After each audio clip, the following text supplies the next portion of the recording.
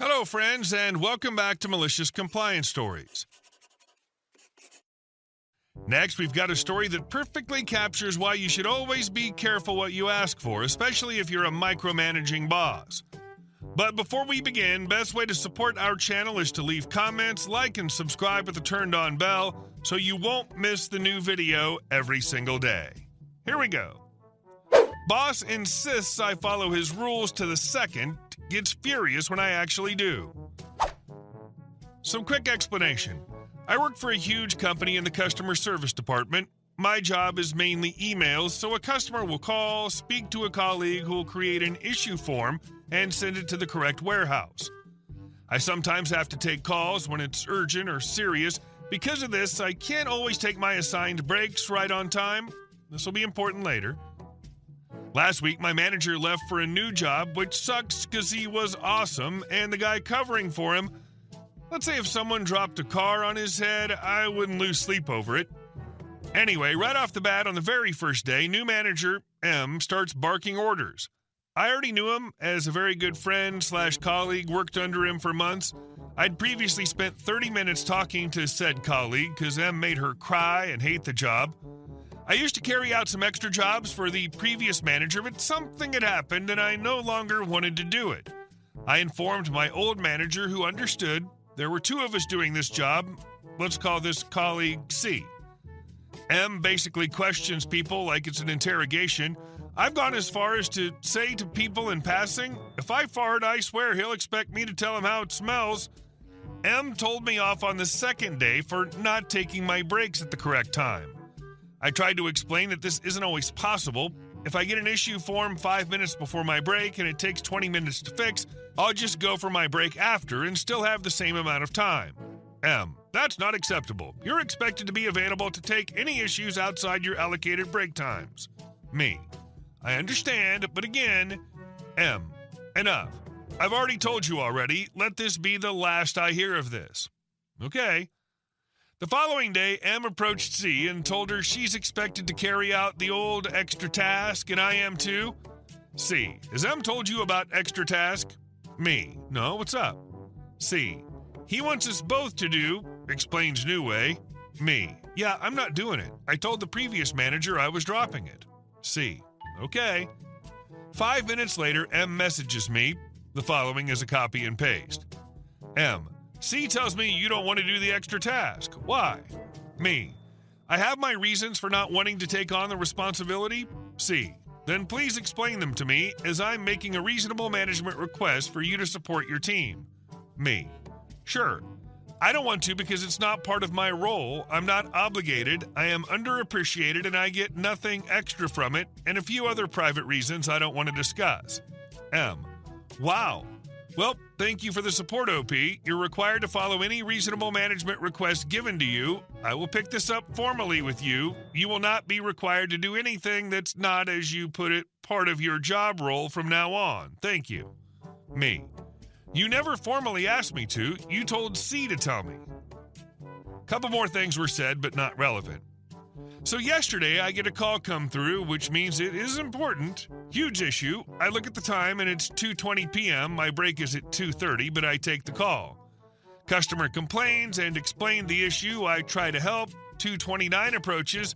Meet a customer. Sorry, I have to take my mandatory break now. I'll speak with you in 30 minutes and hang up the phone.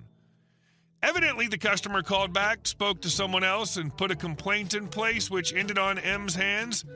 M calls me today asking, why are you so rude and unprofessional to the customer? That attitude is unacceptable and I will be taking this to HR. Me, and tell them what exactly? That you had threatened me to take my breaks at the correct second, and when I tried to explain the situation, you completely cut me off? I was following your demands, however unreasonable. You weren't willing to listen, so I acted according to your orders. M, regardless, I didn't mean it. You had to take it at the correct second. A few minutes either way would be acceptable. Me, that's not what you've said before, and I no longer wish to continue this argument. If you want to get HR involved, I'm happy to proceed. So now I'm waiting to hear from HR to see what the next step's going to be. I have the evidence compiled that he ordered me to take my break at the specific time, but God knows what'll happen. The best part is his immediate backtracking once you followed his instructions exactly. Suddenly, a few minutes either way is okay. Sounds like he realized he's in trouble, especially since you kept records. I'd be surprised if HR doesn't recognize he's the one in the wrong. Make sure they see the documented conversation. It's golden evidence. Good luck. And our second story. My shift is over. Karen demands I open a register off duty, so I bag her groceries instead.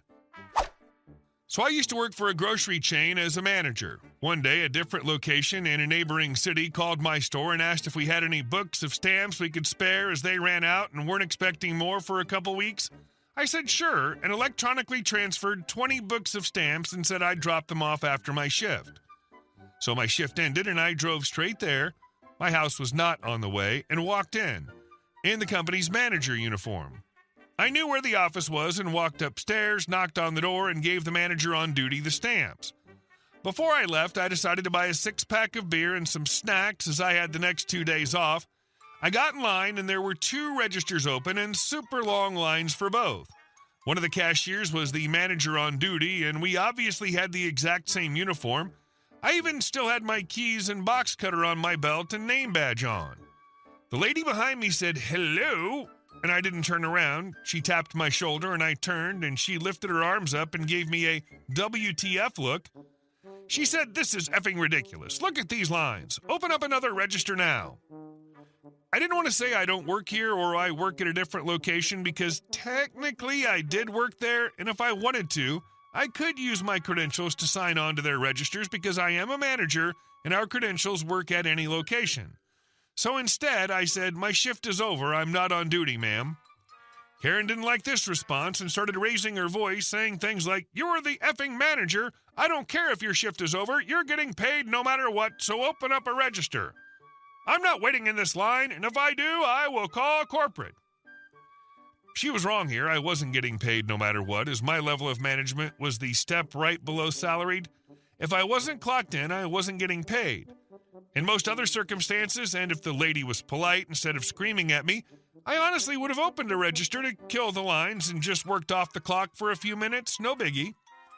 But because she was so rude, I just turned around and continued to ignore her screaming at me for the next 10 minutes we stood in line. Several people told her to shut up and to leave me alone. Once I checked out, I set down my items on the floor and began bagging Karen's $300 cart of groceries. She said, "What are you doing?" I smiled at her and said, "Oh, I changed my mind." Finished bagging, grabbed my stuff, and left. Never heard about it from corporate either. Not that I would have gotten in trouble anyway. The amount of "I don't care" that comes from Karen/Carls about people being off the clock is all the proof you need that not enough people have worked in retail, food service, or with the public in general. And our last story. Jerry the handyman took down my power lines and windows, so we took him to court. My family had always enjoyed living in our quiet suburban neighborhood. It was peaceful, with tree-lined streets and friendly faces, until Jerry moved in next door. Jerry introduced himself as the neighborhood's expert handyman, claiming he was skilled in everything from plumbing to roofing, and especially proud of his supposed prowess in tree trimming. Initially, we just laughed it off as harmless boasting, but little did we know how much trouble Jerry's inflated ego would cause. One bright Saturday morning, without any warning, Jerry decided to showcase his expertise by cutting down several large trees in his yard. These weren't small shrubs, they were massive, mature trees easily over 40 feet tall. My dad watched nervously as Jerry tackled the first tree, and it came crashing down mere inches from smashing part of Jerry's own roof. Despite nearly causing catastrophic damage to his house, Jerry was undeterred.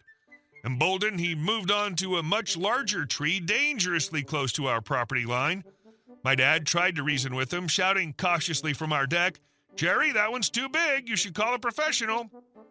Jerry waved dismissively, revving up his chainsaw, his arrogance apparent. "Relax, neighbor. I've got this." He most definitely did not. With one loud crack, the enormous tree came plummeting directly onto our property. The sound was deafening, followed immediately by a series of alarming snaps as the tree limbs ripped through our power lines. My mother screamed from inside the house as sparks flew, the electricity cutting out instantly. When the dust settled, we saw the true extent of the damage. The tree had torn a huge hole in our home siding and shattered several windows. Jerry emerged sheepishly from behind his fence, chainsaw still sputtering in his hand.